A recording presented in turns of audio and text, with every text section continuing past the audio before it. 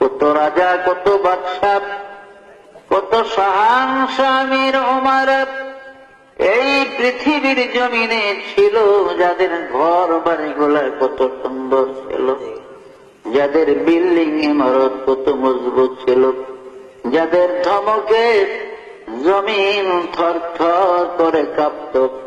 আজকে তাদের কবরের উপরে গরু ছাগলে ঘাস খায়, কবর থেকে তাদের খেদাইবার শক্তি নাই। কুজা কারণ, কুজা ফেরাউন, কুজা নমরুদ শুদা হামান, কুজা শওকত আজ শাহেদ, কুজা তখতে সুলাইমান, কুজা শওকত আজ শাহেদ, কুজা তখতে সুলাইমান। এখন জাহাজ গাড়ি হাওয়ায় চলে, কলেরই বিধান। ওগো বিনা কলে হাওয়ায় চলত হযরত সুলাইমান, মোরা সেই মুসলমান। এই পৃথিবীর জমিনে চারজন বড় বড় প্রতাপশালী বাদশা ছিলেন, রাজা ছিলেন, যারা সারা দুনিয়া শাসন করেছে, যাদের রাজত্বের সীমানা ছিল মিনাল কাফে ইলাল কাফ, সূর্য উদয় হতে অস্তমিত স্থান পর্যন্ত রাজত্বের বাউন্ডারি ছিল। এমন চারজন বাদশা ছিলেন এই পৃথিবী।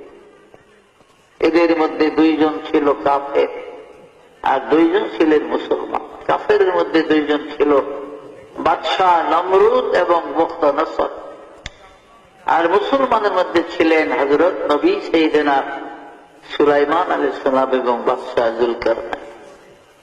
যুলকারনাইন বাদশাকে কোরআনের ভাষায় যুলকারনাইন বলা হয়। কিতাবের মধ্যে তার নাম হলো ইস্কান্দার যুলকারনাইন, তৌরাত কিতাবে তার নাম হলো কোরেশ, ইনজিল কিতাবে তার নাম সাইরাস, আর ইংরেজরা তাকে আলেকজান্ডার বলতো। এই বাদশাহ যুলকারনাইন এই পৃথিবীর জমিনে তিনি 1600 বছর হায়াত পেয়েছিলেন। কয়শো বছর? 1600 বছর। আমাদের 14 গোষ্ঠীর হায়াত একত্র করলে ওই বনি 1600 বছর। যত লাভ দিলেন সব বাদ না। ভাইয়েরা আমার, বাদশাহ যুলকারনাইনকে আল্লাহ পাক মুজিজা স্বরূপ একটা ঘোড়া দান করেছিলেন। তাফসীরে জাবিরিতে আছে, জামে সগীর বগবীর মধ্যে লেখে বাদশাহ যুলকারনাইনকে আল্লাহ পাক মুজিজার একটা ঘোড়া দিয়েছিলেন। এই ঘোড়াটার এত স্পিরিট, এত পাওয়ার ছিল যুলকারনাইন, এই ঘোড়ায় চড়ে পৃথিবীটা জীবনে 2 বার ভ্রমণ করেছে। পৃথিবীটা জীবনে সূর্য উদয় হতে অস্তমিত স্থান পর্যন্ত যুলকারনাইনের জীবনে 2 বার পৃথিবী ভ্রমণ করছে। ঘোড়াটার এত স্পিরিট, এত পাওয়ার ছিল, এত দ্রুত গতিতে চলত যুলকারনাইনের ঘোড়া। যখন তিনি ঘোড়ায় চড়ে পৃথিবী ভ্রমণের জন্য ঘোড়াকে চাবুক মারতেন, আঘাত করতেন, তার ঘোড়াটা এক এক কদমে 12,000 মাইল করে চলত। জেরুজালেম শহর থেকে, অর্থাৎ বাইতুল মুকাদ্দাস থেকে, বাইতুল মুকাদ্দাসের আরবিতে 3টা নাম, বাইতুল মুকাদ্দাস, বাইতুল মাকদাস, বাইতুল কুদস, এই 3 নামে ব্যবহার। আর ইংরেজিতে বলা হয় জেরুজালেম। ইহুদিরা ইব্রানি ভাষায় তারা ওর সেলিম বলে জেরুজালেম। 5টা নাম হল এই বাইতুল মুকাদ্দাস বা জেরুজালেম শহর থেকে 9 মাইল উত্তর দিকে গেলে একটা মহকুমা শহর, ইংরেজিতে আলেকজান্ডারিয়া সিটি বলা হয়, আরবিতে মদিনাতুল ইস্কান্দারিয়া বলে।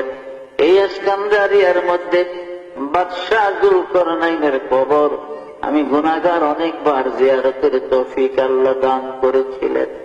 আমার এক বন্ধু ছিল মাওলানা হাসান নামে, তার বাড়ি ছিল চট্টগ্রাম মহেশখালীতে, দ্বীপের ওই পা। ও হাটহাজারির থেকে দাওরা পাস করে বাগদাদে গেছে আমার 4 বছর আগে।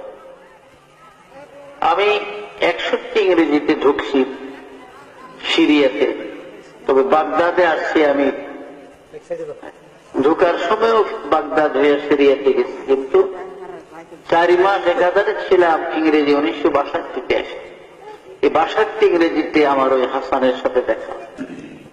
আমরা বড় বড় কবর দেখলে সব কইরা নিজেরা একটা আনন্দ উৎসবের মাধ্যমে রুমালের কোনায় ধরে ধরে মাপতাম, দেখতাম কবরটা কত লম্বা। এতে দেখা গেছে বাদশাহ জুলকারনাইনের কবরটা 48 হাত লম্বা। কত বিরাট কায়া, শক্তিশালী মানুষ ছিল। অথচ কাজা এলাহির ডাক যখন আসছে, মৃত্যুর পরোয়ানা যখন এসে গেছে, আর এই দুনিয়ায় থাকতে পারে না, চলে গেছে। তো আমরা কি থাকতাম দুনিয়াতে? আমরাও পারতাম।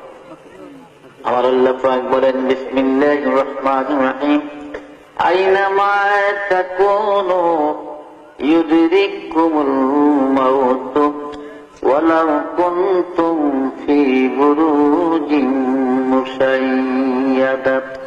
ও বান্দা, মৌতের ডরে, মৃত্যুর ভয়ে তুমি পৃথিবীর যেখানে যাও না কেন, যেই জায়গায় গিয়ে ঢুকাও না কেন, আব্দুল্লাহ বাদশার মতো যদি সত্য লোহার মজবুত একটা সিন্দুক বানাইয়া তার মধ্যে তুমি লুকাও, আমার মালাকুল মউত ওই সিন্দুক থেকে তোমাকে ধরে নেবে, এই দেশের জমিনে থাকতে দিবে না।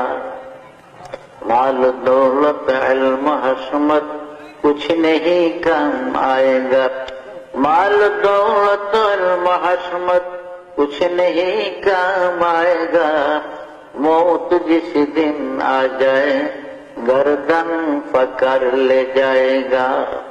দুনিয়ার মাল দৌলত কোনো কাজে লাগবে না। আজরাইল আলাইহিস সালাম যখন আসবে, ঘাট ধরে গর্দান ধরে নিয়ে যাবে, এই দেশের জমিনে